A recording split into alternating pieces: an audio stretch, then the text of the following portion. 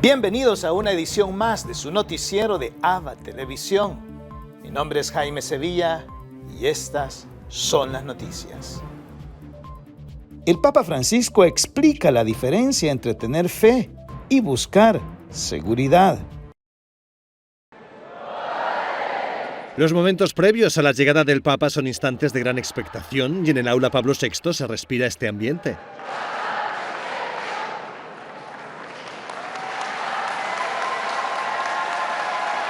Una explosión de alegría llenó la sala cuando llegó Francisco. Durante la audiencia, el Papa explicó que de efecto tenía una de las primeras comunidades cristianas, los Gálatas. Ellos buscaban más estar seguros que cuidar una relación real con Dios.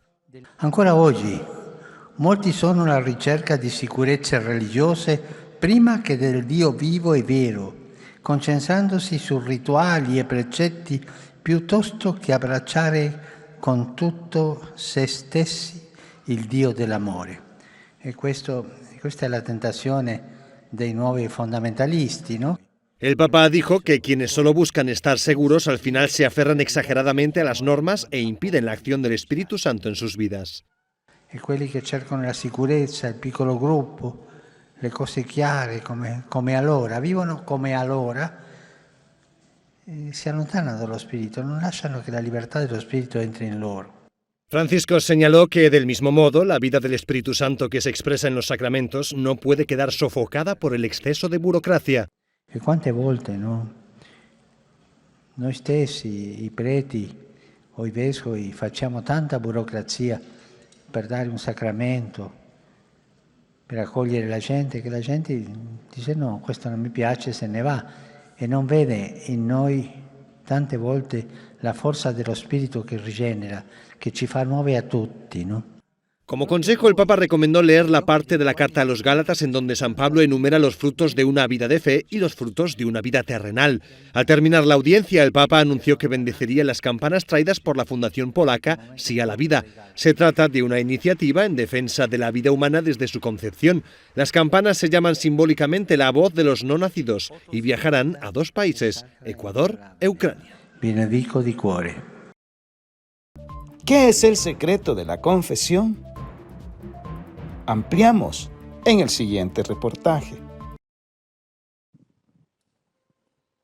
Las comisiones encargadas de investigar los abusos en el seno de la Iglesia, como las de Australia y Francia, han propuesto suprimir el secreto de confesión. Se trata de una cuestión delicada para la Iglesia católica. El secreto de la confesión significa que los sacerdotes que escuchan en la confesión a una persona no pueden, bajo ningún motivo y sin excepciones, contar o decir a otros lo que han escuchado en la confesión. Romper el secreto de confesión por cualquier motivo conlleva la excomunión de ese sacerdote. Solo podría ser perdonado por el Papa. Aunque el secreto de confesión es similar al secreto profesional, hay una diferencia fundamental entre ambos. El secreto profesional, por ejemplo, en el ámbito médico, puede romperse en casos excepcionales, pero eso no ocurre con el secreto de confesión. Aunque un médico, por ejemplo, ante causas de salud pública podría hablar, o sea, podría decir, he visto una persona que tiene esta enfermedad infecciosa peligrosísima y quizá debería llamar al médico provincial para que atiendan a la persona y a un hospital especial, etc., ¿no? Ante casos muy, muy graves, ¿no? Pero en el caso de la confesión ni siquiera eso, porque yo no soy médico, ni tengo, mi obligación no es la salud pública, mi obligación es, como instrumento de Cristo, perdonar si existen las condiciones para perdonar. Ángel Rodríguez Luño explica que el secreto de confesión es también una cuestión de libertad religiosa. Una posible consecuencia de eliminar el secreto de confesión es impedir que los católicos puedan confesarse. No lo va a cambiar nunca porque está en la naturaleza misma del sacramento, tal como Cristo lo ha instituido. La culpa que lo tiene ante el Estado, pues el Estado tiene con sus medios para castigarla, ¿no? Y hace muy bien en castigarla, ¿no? Pero no puede tratar de forzar el meterse en las cosas de Dios para instrumentalizarlas, ¿no? Aunque sea con un fin muy bueno, que es el de castigar los abusos. En 2019 el Vaticano aprobó un documento sobre la inviolabilidad del secreto de confesión. El documento afirma que incluso ante pecados que constituyen un delito, nunca está consentido imponer al penitente, como condición para la absolución, la obligación de entregarse a la justicia civil. Pero esto no significa que un sacerdote no deba esforzarse por convencer al agresor que confiesa haber cometido abusos o delitos de que se entregue para que se haga justicia. También el Papa ha dicho muy claramente que aunque el secreto de confesión no siempre es comprendido por la mentalidad moderna, es indispensable para la santidad del sacramento y para la libertad de conciencia del penitente. El sumo pontífice se reúne con el presidente de Alemania. Hello, good morning, Your Holiness. So good to see you again. Hello. Así comenzó el encuentro entre el presidente de la República Federal de Alemania, Frank-Walter Steinmeier, y el Papa en el Vaticano. Estuvieron reunidos casi una hora. Según el Vaticano, afrontaron cuestiones como la emigración, conflictos internacionales y la necesidad de darles soluciones multilaterales. Como regalo, entregó al Papa un facsímil de una ilustración de María y el árbol de Jesé, de la preciosa Biblia Furtmeyer. El Papa le entregó este mosaico con el texto: a través de Noé, Dios abre una vía de salvación para lo creado y para cada hombre. Antes de marcharse mantuvo un encuentro de trabajo con el cardenal secretario de Estado Pietro Parolin y el ministro de Exteriores del Vaticano, Paul Richard Gallagher. El Vaticano activa un centro cardiológico para los pobres.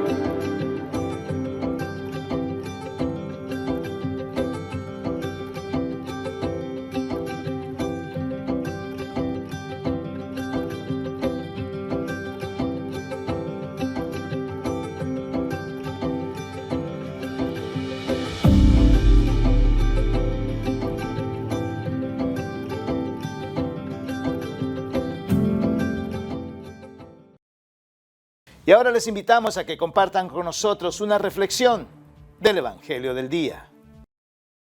En el Evangelio de hoy, tomado del capítulo tomado del Evangelio de San Lucas, capítulo 6, tenemos una historia de qué es la elección de los discípulos. Dice que Jesús se fue al monte a orar. Y estando en el monte, ¿verdad?, oraba con el Señor. Al amanecer, bajó y eligió a sus 12 apóstoles. Y la lectura de hoy nos da los 12 nombres de los apóstoles. Luego bajó a un llano, estaban otros discípulos de él y también una gran muchedumbre. De esta forma Jesús quiere dejar también un poco claro en el Evangelio de Lucas de que ha elegido a esos 12 para guiar la iglesia, pero también hay otros discípulos que hacen el mismo ministerio que hacen los apóstoles: curar a los enfermos, predicarles la buena nueva, etc. Y a todos ellos les predicaba este mensaje de salvación. El mensaje hermoso del Evangelio, aparte del llamado, es de que cuando uno emprende una obra del Señor, debe hacerlo siempre mediante la oración. Tenemos que orar. Si nosotros vamos a emprender una obra de un llamado que Él nos hace, tenemos que pasar en oración. Y si nosotros vamos a elegir a alguien para que nos ayude y nos acompañe en este peregrinaje, en este llamado del Señor, debe de ser también después de una oración sincera que brote del corazón.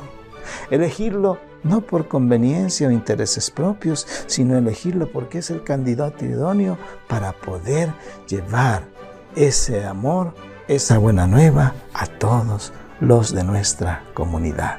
Que el Señor nos dé la gracia de la oración y para poder responder al llamado que nos ha hecho como bautizados. Que así sea.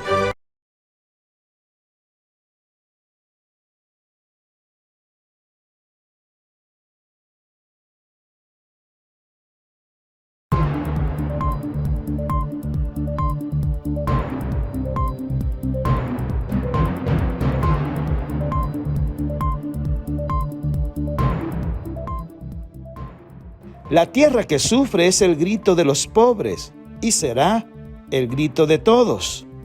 Ampliamos en la siguiente nota.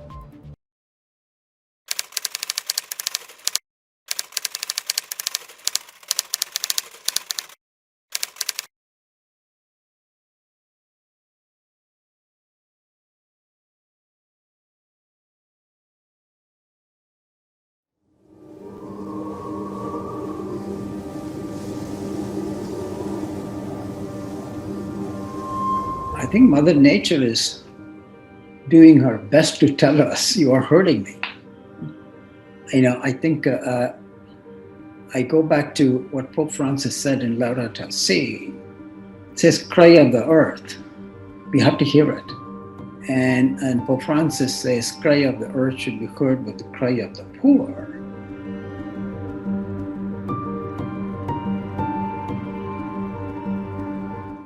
Global warming, just in the last 10 to 15 years, has morphed into a global disruption of the world's weather systems. Okay, I mean, everywhere people are experiencing bizarre weathers. What is supposed to be once every 1,000 years, once every 500 years, is happening twice in 10 years. Generally, the pattern is the dry regions are getting drier and the wet regions are getting wetter. Wetter would be good if the rainfall came in gentle rain. The wetter is horrible if it's like the rain we saw in Germany. It just washes everything.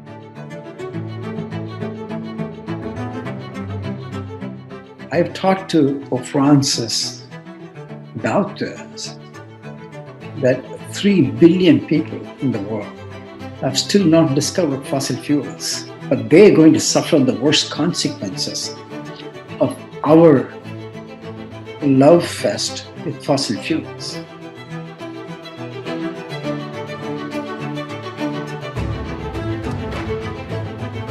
Now that we are recovering from COVID, my own fear is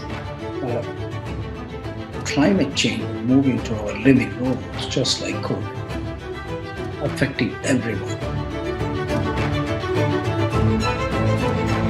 No matter what actions you take, for the warming curve to bend, it's going to take at least 20 years. It's going to keep rising. Okay? So we have to have a major plan to build resilience for people. So we need to unpack climate change from politics. This is something I'm hoping the Vatican can help, because you see, the Catholics are directly in touch with the pulse of the poor. I'm just put all my eggs into the faith basket. La Negrita de Los Ángeles de Costa Rica se encuentra ya instalada en los jardines del Vaticano.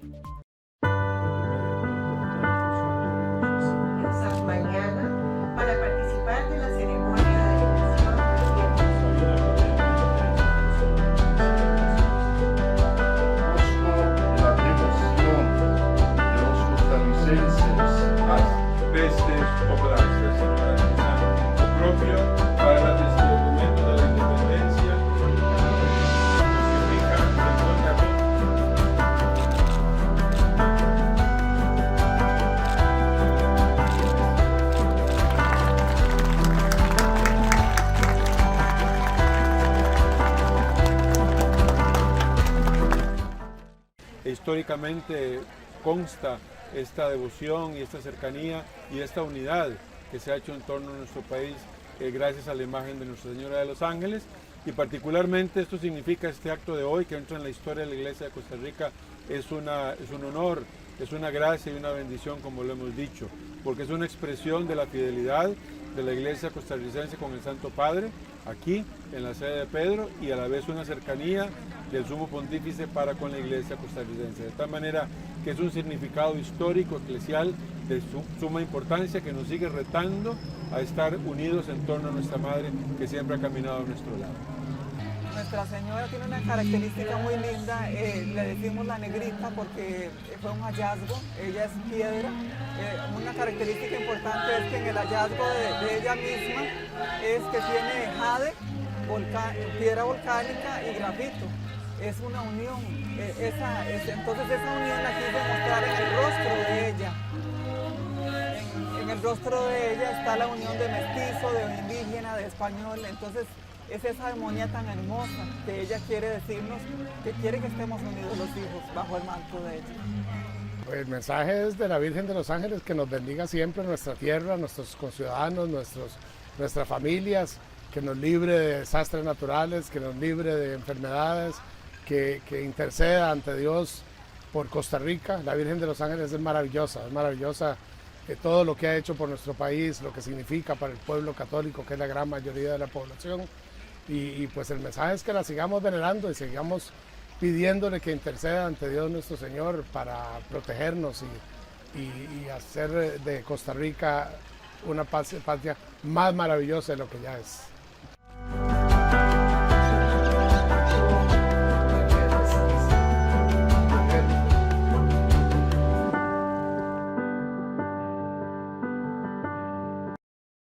Ahora nos vamos a Sudamérica, donde nos reciben nuestros hermanos de JN19 Televisión, quienes nos han preparado un reportaje especial sobre lo que acontece en el Perú.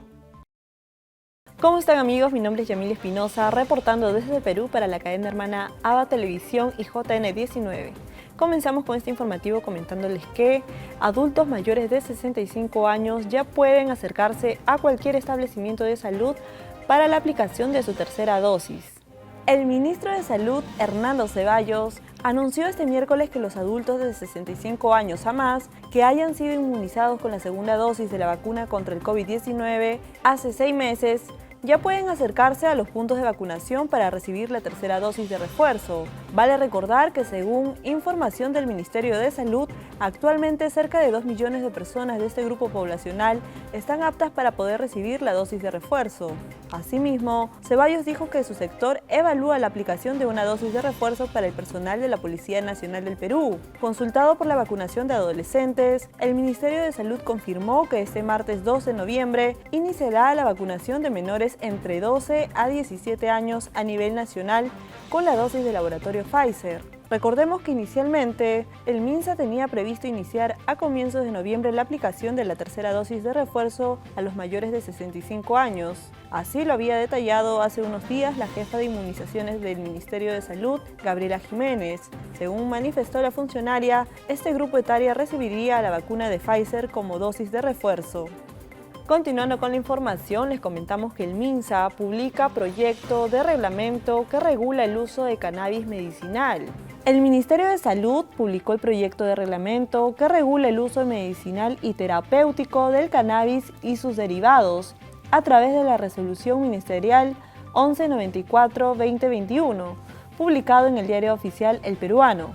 A través de un comunicado, el sector salud informó que en esa norma se dispone recibir las sugerencias, comentarios o recomendaciones de las entidades públicas o privadas y de la ciudadanía en general a través del correo electrónico webmaster@minsa.gov.p en el plazo de 10 días calendarios contados a partir del día siguiente de la publicación de la citada resolución. Será la Dirección General de Medicamentos, Insumos y Drogas la encargada de la recepción, procesamiento y sistematización de las sugerencias y comentarios que presenten, así como la elaboración de la respuesta final del reglamento. Como se recuerda, la Ley 3068-1, ley que regula el uso medicinal y terapéutico del cannabis y sus derivados, tiene como finalidad garantizar el derecho fundamental a la salud y permitir el acceso exclusivamente para el uso medicinal y terapéutico del cannabis y sus derivados. Asimismo, aborda disposiciones sobre el uso informado, la investigación, producción, importación y comercialización del cannabis y sus derivados destinados exclusivamente para fines medicinales y terapéuticos.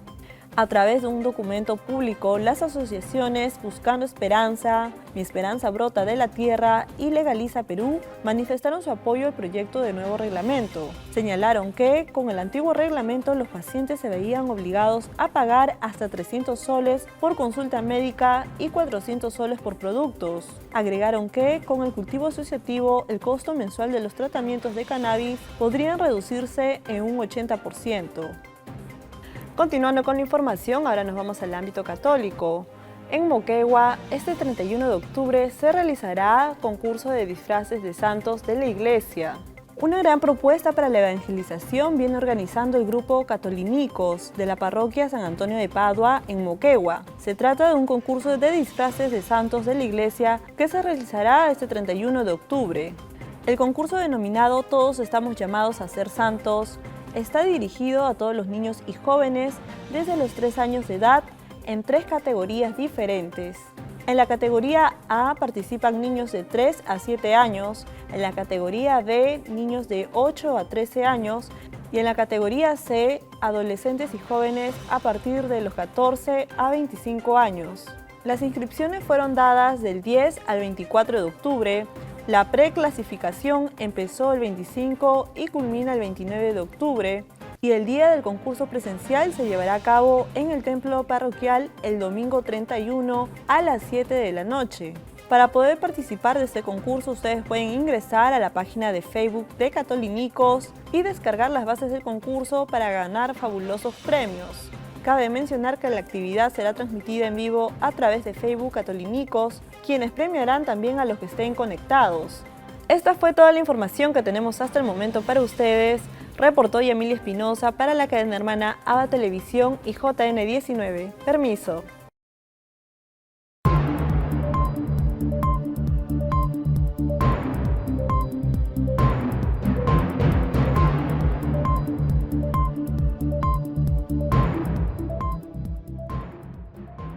A continuación les presentamos la editorial de la Universidad Jesuita Centroamericana titulada Transparencia en la UCA, en la voz de su rector, el padre Andrew Oliva.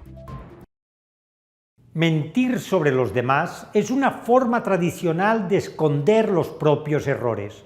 Cuando representantes del Estado acusan a sus críticos, la ciudadanía puede dar por supuesto que algo quieren ocultar.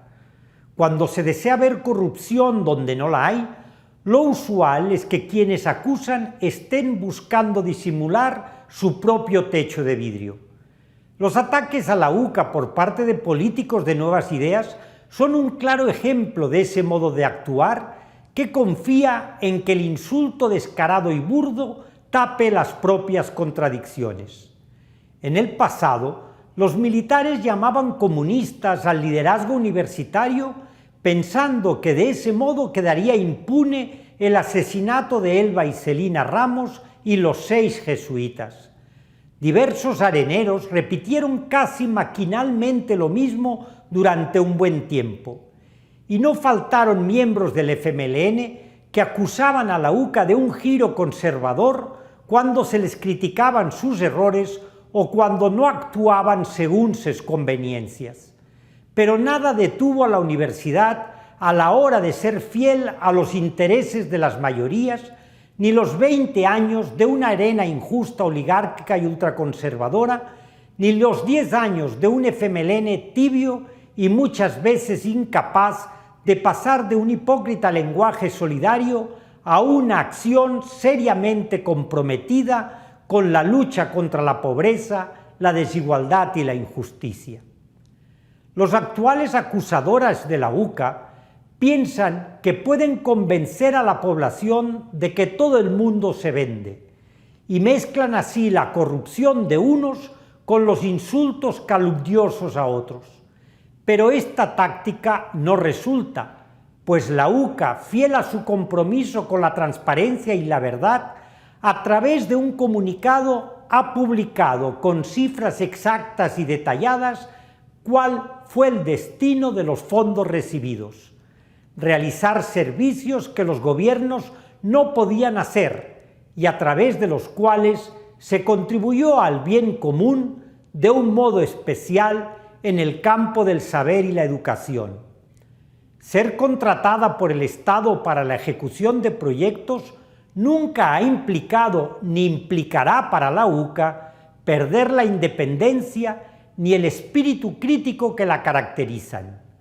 De esa independencia, espíritu crítico, es prueba el largo historial de pronunciamientos, editoriales y artículos académicos publicados por la universidad, en los que se han puesto al desnudo los problemas de la realidad y sus responsables en el gobierno, tanto en los de Arena y el FMLN como en los actuales. La UCA no tiene nada que esconder y seguirá con su voz firme, impulsando el diálogo y la verdad sobre los problemas que aquejan a las mayorías salvadoreñas. Hoy, 28 de octubre, el Santoral de la Iglesia nos presenta el día de San Judas Tadeo. Conozcamos más de su historia. Por fin llegaron a Babilonia y abismados por la dejadez religiosa de sus habitantes, Judas Tadeo y Simón se dieron a la tarea de evangelizar al pueblo y era tal la unción de su mensaje que las conversiones se multiplicaron. Se realizaban diariamente bodas masivas. A los muertos que antes abandonaban a la buena de Dios en los bosques, los enterraban según los preceptos de la iglesia. Predicaban en las calles, en las casas, en fin, en todas partes y a cualquier hora. Este fenómeno no pasó desapercibido para el rey Acab, que mandó a traer a su presencia a los dos apóstoles, quienes con su elocuencia lo convencieron y terminaron bautizándolo a él y a toda su familia. Ya con su permiso pudieron moverse a sus anchas por todo el reino, y la buena nueva del evangelio se esparció como espuma por toda Persia. Pero cuando llegaron a la sibarita ciudad de Suamir, las cosas cambiaron, porque los sacerdotes paganos Saroes y Arfaxad, en previsión de la tormenta que se avecinaba, los detuvieron.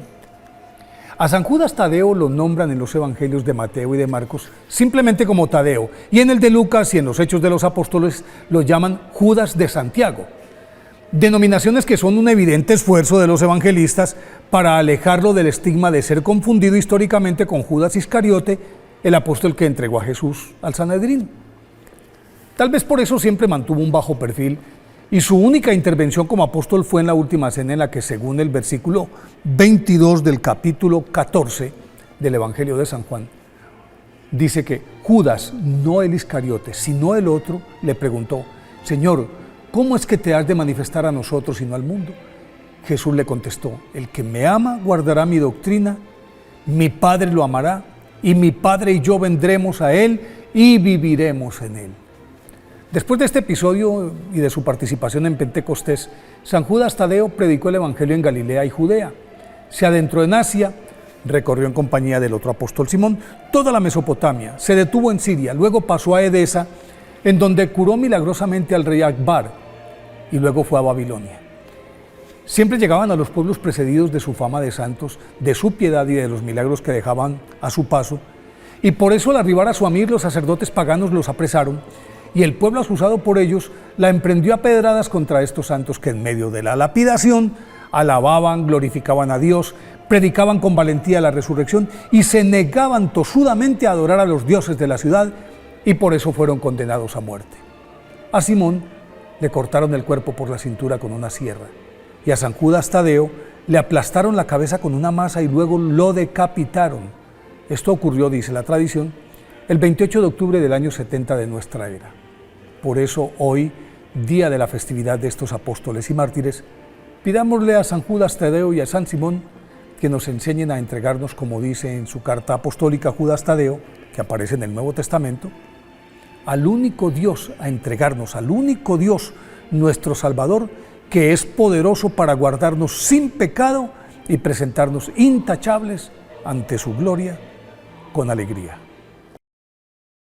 Y para concluir nuestro noticiero, los dejamos con la intención del Papa Francisco para el mes de octubre, que es sobre discípulos misioneros. Jesús nos pide a todos, y a ti también, ser discípulos misioneros. ¿Estás preparado?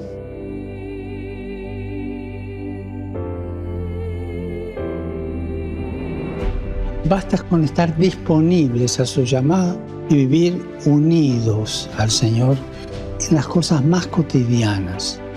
Trabajo, los encuentros, las ocupaciones de cada día, las casualidades de cada día, dejándonos guiar siempre por el Espíritu Santo. Si te mueve Cristo, si haces las cosas porque Cristo te guía, los demás se dan cuenta fácilmente. Y tu testimonio de vida provoca admiración. Y la admiración hace que otros se pregunten, ¿cómo es posible que esto sea así? ¿De dónde le viene a esta persona el amor con el que trata a todos, la amabilidad, el buen humor? Recordemos que la misión no es proselitismo, sino que la misión se basa en un encuentro entre personas, en el testimonio de hombres y mujeres que dicen, yo conozco a Jesús, me gustaría que tú también lo conocieras. Hermanos y hermanas, recemos para que cada bautizado participe en la evangelización y que cada bautizado esté disponible para la misión a través de su testimonio de vida y que este testimonio de vida tenga sabor a evangelio.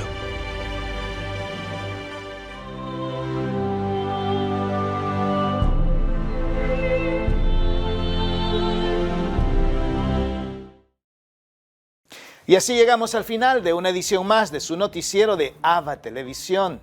Gracias por estar con nosotros. Sintonícenos las 24 horas del día en el www.abatvn.com, en nuestras plataformas digitales de Roku TV y Amazon Fire, en nuestras cadenas hermanas y, como siempre, en nuestras redes sociales. Ahí nos vemos. Que Dios los bendiga.